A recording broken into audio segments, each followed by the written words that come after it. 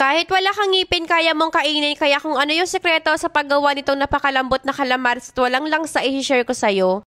Itong napakalaking pusit ko ngayong gagamitin ko, nasa mahigit 2 kilo yata to. Pero kung walang ganito kalaki na pusit sa inyo, pwede naman yung maliit. Tanggalin lang natin yung kalamay nito, pagkatapos siyempre kailangan din natin tanggalin itong parang plastic. Balatan at hiwain lang natin to ng saktong laki lang, pagkatapos ilagay sa malaking bowl at buhusan natin to ng milk at mag-add tayo dito ng garlic salt. Yung milk na nilagay ko dito, evaporated milk lang yon dahil yan yung magpapalambot dito at magtatanggal ng langsa.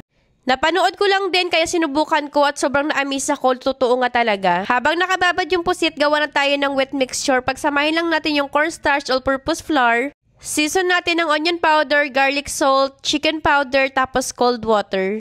Isa rin kasi sa paggamit ng cold water yung sekreto para maging crispy yung calamares. Nag-add na rin ako dito ng kaunting baking powder tapos hinalo ko lang to at ayan nilagay ko na rin dito itong pusit na binabad natin ng mga 1 hour. Tapos pipituhin na natin to hanggang sa maging crispy or golden brown na katulad nito. Grabe tong calamares na to, sobrang lambot niya talaga, gatas naman pala yung sekreto.